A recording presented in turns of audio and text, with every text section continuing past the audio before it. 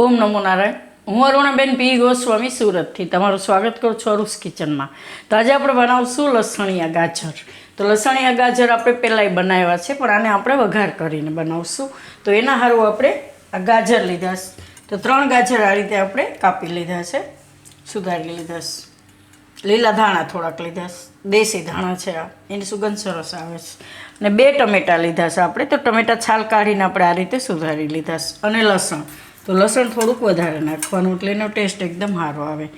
અને મસાલા, તો મસાલામાં આપણે જો હે નોર્મલ આપણે જે મસાલા વાપરતા હોય એ જ, મીઠું, હળદર, મરચું અને હિંગ ને જીરું, એમ કાંઈ જીરું નહીં જોઈએ.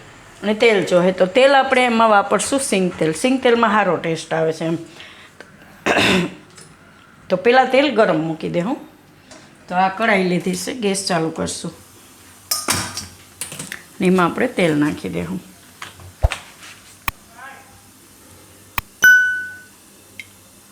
તો આ રીતે 1 ચમચા જેટલું આપણે તેલ લીધું. તેલને ગરમ થવા દેવું. તો તેલ ગરમ થાય ત્યાં સુધીમાં આપણે આ લસણને વાટી લેવું. તો આમાં આપણે લસણ લઈ લેવું અને થોડુંક મીઠું નાખી દેવું એટલે અસલ ઝીણું થઈ જાય આ રીતે. તો લસણ થોડુંક વટાઈ જાય પછી એમાં લાલ મરચું નાખી દેવાનું. આ રીતે લસણ થઈ જાય એટલે એમાં આપણે લાલ મરચું નાખી દેવું. તો તમે તમારા ટેસ્ટના હિસાબે નાખી શકો. તો આપણે કશ્મીરી મરચું છે, તો આ રીતે 2 થી 3 ચમચી જેટલું નાખશું. અને આ નાની ચમચી છે. તો આને મિક્સ કરી લઉં આ રીતે.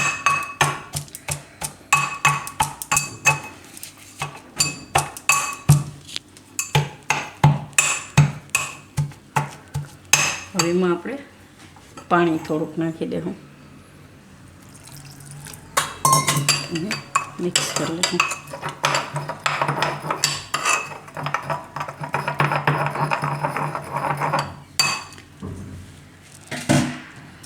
અને મીઠું તો આપણે પહેલાં જ નાખ્યું હતું, તો ધાણા જીરું થોડુંક નાખીશું અને થોડીક હળદર નાખીશું. તો હવે તેલ આપણું ગરમ થઈ ગયું છે. તો આ મસાલો આપણે એમાં વઘાર કરશું.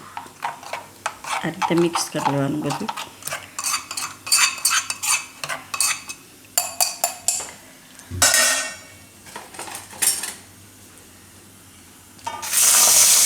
ગેસ ધીમો કરી દેવાનો. તેલ ગરમ થઈ જાય એટલે ધીમો કરી દેવાનો.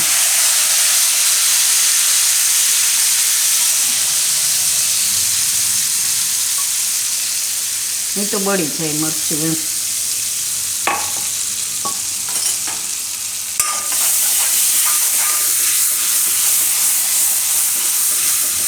થોડીક વાર ફેરવી લેવાનું આ રીતે.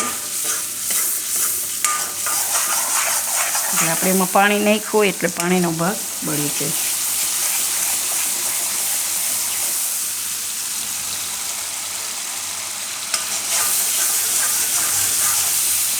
લસણ થોડુંક આ રીતનું હોય ને તો ખાવામાં મોઢામાં આવે તો મજા આવે એમ.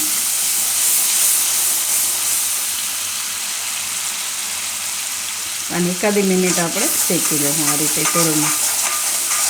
તો આને આપણે થોડીક વાર પકાવી લીધું છે આ રીતે. થોડીક એમાં હિંગ નાખશું આપણે.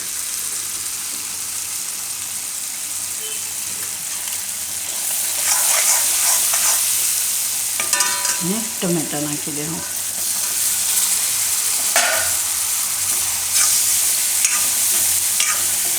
ગેસ ધીમો કરી.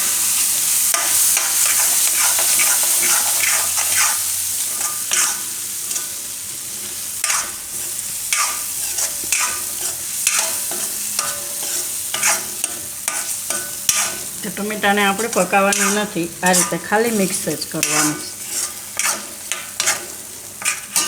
અને લીલા ધાણા નાખી દેવું.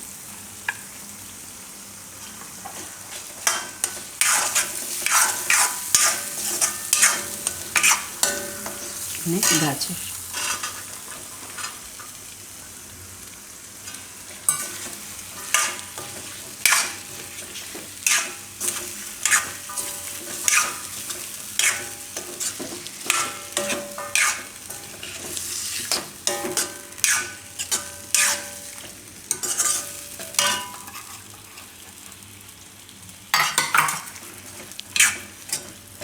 આ રીતે મિક્સ કરી લેવાનું.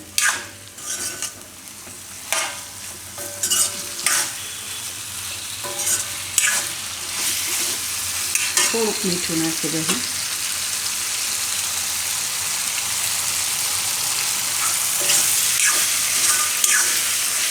ગેસ બંધ કરી દઉં.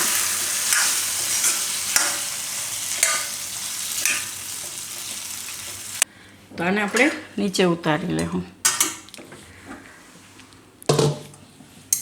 અને કાઢી લેવું.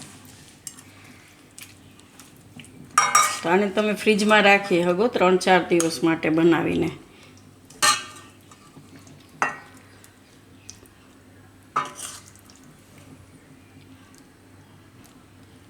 મસ્ત લાગે છે ટેસ્ટમાં. અને તમને ખાંડવાળા ભાવતા હોય તો થોડીક ખાંડ નાખી શકો, થોડાક ખટ મીઠા એમ.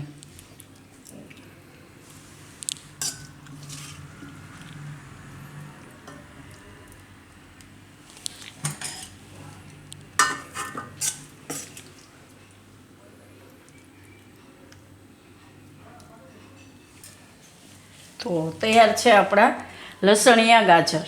તો જો તમને મારી આ રેસીપી પસંદ આવી હોય તેને લાઇક કરજો, શેર કરજો અને મારી ચેનલને સબસ્ક્રાઈબ કરજો. અને બેલ આઇકન દબાવવાનું ના ભૂલતા. કમેન્ટ કરીને કહેજો કે તમને કેવા લાગ્યા આ લસણિયા ગાજર.